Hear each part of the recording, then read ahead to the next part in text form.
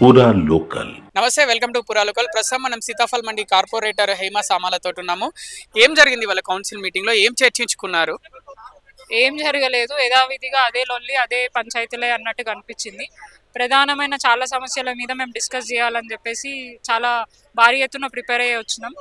రెండు నెలల కాలమే ఉంది కాబట్టి ప్రజలకు ఏదైనా మంచి చెప్పే విధంగా ముందుకెళ్దామన్న ఉద్దేశంతో ఈరోజు కౌన్సిల్ రావడం జరిగింది. ప్రతిసారి ఎప్పుడు వచ్చినా కూడా మా ఇష్యూస్ సేమే ఉంటాయి.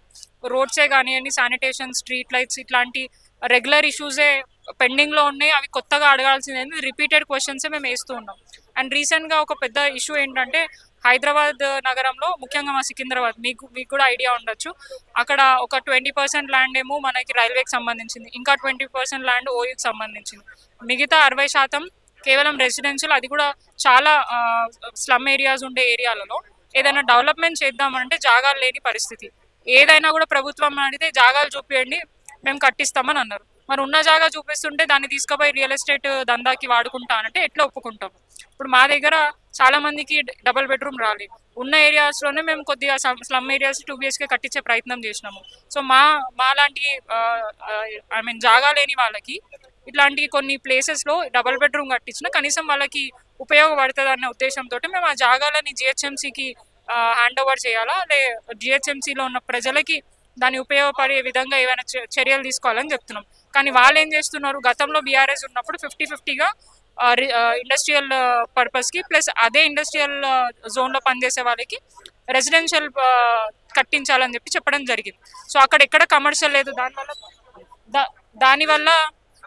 దానివల్ల ఎవరికి ఎటువంటి ప్రభుత్వానికి లాభం లేదు, ప్రజలకి ఉపయోగపడే విధంగానే చర్యలు తీసుకోవడం జరిగింది. కానీ అయినా కూడా ఇప్పుడున్న ప్రభుత్వం వచ్చిన తర్వాత డబ్బులు లేవన్న ఉద్దేశంతో ప్రజల సొమ్ముని అప్పనంగా కొట్టేయాలన్న ప్రయత్నం. ఆల్మోస్ట్ 10,000 ఎకరాలు, అది ఆల్మోస్ట్ 5 lakhs crores విలువ చేసే భూములు కేవలం 40-50 కోట్లకి అమ్ముకొని అది వాళ్ళు ఫ్రీగా కొట్టేద్దామన్న ప్రయత్నం చేస్తున్నారు. సో ప్రజల సొమ్ముని ప్రభుత్వము వాళ్ళకి సంబంధించిన కుటుంబ సభ్యులు ఎంజాయ్ చేస్తా అంటే మేము యాక్సెప్ట్ చేయము.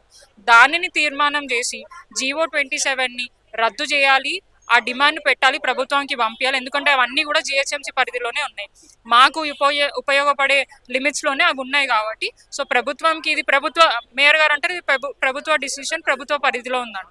ప్రభుత్వం ఎక్కడుంది ఇప్పుడు? ఇవన్నీ కూడా ప్రభుత్వానికి సంబంధించింది కదా ఇష్యూస్. సో ఖచ్చితంగా యాజ్ ఎ కార్పొరేటర్స్గా, యాజ్ ఎ రిప్రజెంటేటివ్స్గా మా కన్సర్న్ కూడా తీసుకోవాలా. మేము దీనికి ఆమోదించాము, డెఫినెట్గా దాన్ని రద్దు చేయాలని తీర్మానం పెట్టాలని రిక్వెస్ట్ చేసినాం. ఆయన దాని గురించి పట్టించుకోలేదు. అదే కాకుండా ఎన్నో అంశాలు డిస్కస్ చేద్దాము అన్న ప్రతిసారి ఏదో ఒక ఇష్యూ తీసుకొచ్చి ఆల్మోస్ట్ ఈసారి ఒక 4-5 సార్లు బ్రేక్ ఇచ్చి టైంపాస్ చేసే విధంగా కూడా కనిపించారు. అండ్ మోర్ ఓవర్ ఒక మేయర్గా అక్కడ కూర్చొని చాలా మంది కార్పొరేటర్స్ని ఇన్సల్ట్ చేసే విధంగా కూడా మేయర్ గారు మాట్లాడడం జరిగింది. అది వాళ్ళ చైర్కి గౌరవం తెచ్చే విధంగా లేదు. అఫ్ కోర్స్ మా సమస్యలు వినట్లేదు, మాకు అవకాశం ఇస్తలేరని చెప్పేసి మేము ఖచ్చితంగా అరుస్తాం. కానీ దాన్ని కంట్రోల్ చేసుకొని మీరు కంట్రోల్లో ఉండి మమ్మల్ని కంట్రోల్ చేసే ప్రయత్నం చేయాలి. మీరే నోరు జారి మాట్లాడితే డెఫినెట్గా మేము కూడా పాయింట్అవుట్ చేయాల్సి వస్తుంది. సో మేము సబ్జెక్ట్ లేకుండా వస్తున్నాము, సబ్జెక్ట్ లేదు వీళ్ళకు అని మాట్లాడితే మరి మీకేమో మీ PROలు, OSDలు, PAలు రాసిస్తే స్క్రిప్ట్ చదువుతుందేమో, కానీ మేము ప్రధానంగా ప్రజల సమస్యలు గ్రౌండ్లో ఉన్నాయి తీసుకొని వచ్చి అక్కడ మాట్లాడడం జరుగుతుంది. కానీ మీరు మాత్రం ఇట్లా ఒక కార్పొరేటర్ని ఇన్సల్ట్ చేయడం, అంటే గతంలో కూడా ఆఫ్టర్ ఆల్ కార్పొరేటర్స్ అనడం, ఇట్లా కించపరిచే విధంగా మాట్లాడుతూ మళ్ళీ గౌరవం ఇవ్వాలని ఆ చేరిక అని అంటే ఏ రకంగా గౌరవం దొరుకుతుంది? మీరు గౌరవం ఇస్తే ఖచ్చితంగా ఆ గౌరవం అనేది మీకు దొరుకుతుంది. సో కొద్దిగా అది చేంజ్ చేసుకోవాలి. అండ్ మోర్ ఓవర్ 2 ఐటమ్స్ని వాళ్ళు ప్రపోజ్ చేయడం జరిగింది. ఒకటి కార్పొరేటర్లకి నిధులు 2 కోట్ల నిధులు ఇవ్వడం, అదే కాకుండా అవుట్స్కర్ట్స్లో ఉన్న మున్సిపాలిటీస్ని GHMC పరిధిలో కలపాలని. సో రెండిట్లో ఒకదానికి మేము వ్యతిరేకిస్తున్నాం. ఇంకొకటి ఏదైతే 2 కోట్ల నిధులు ఉన్నాయో ఆ 2 కోట్ల నిధులకి లిమిటేషన్స్, కొంచెం టైం ఫ్రేమ్ తొందరగా పెడితే బాగుంటుంది. ఎందుకంటే గతంలో చాలా ప్రపోజల్స్ ఇచ్చినాం, ఏ ప్రపోజ్ ఇచ్చినా ఆల్మోస్ట్ 6 months 7 months తర్వాతనే అవి గ్రౌండ్లోకి వస్తున్నాయి తప్ప దానికంటే ముందు అంటే 1 month 10 days లోపల అది గ్రౌండెడ్ అవ్వట్లేదు. సో ఇప్పుడు నువ్వు 2 monthsకే టైం ఇచ్చి 2 crores ఇస్తే ఏడే సరిపోతుంది? టైం సరిపోదు, అమౌంట్ సరిపోదు.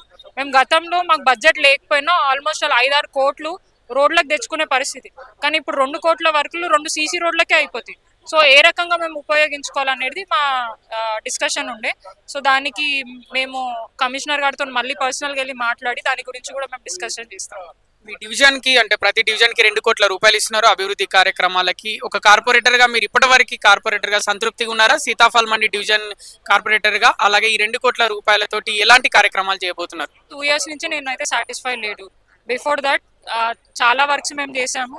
చాలా గ్రౌండెడ్ అంటే అన్ని వర్క్స్ మాకు అంటే ఒక మంత్రి దగ్గరికి పోయి, ఎందుకంటే గతంలో మా ఎమ్మెల్యే గారు ఉండే మంత్రిగా, మున్సిపల్ శాఖ మంత్రిగా కేటీఆర్ గారు ఉండే, సో వారి దగ్గరికి ఒక ఎగ్జాంపుల్ ఒక 10 ప్రపోజల్స్ మేము తీసుకెళ్తే కనీసం 8 ఇమీడియట్ గా శాంక్షన్ అయిపోయి మాకు 1-2 months లో ఆ వర్క్ గ్రౌండెడ్ లా కనిపిస్తుంది. కానీ ఇప్పుడు 2 years అయింది. ముఖ్యమంత్రియే మున్సిపల్ శాఖ మంత్రిగా ఉన్నారు. 2 years నుంచి పట్టించుకోలేదు.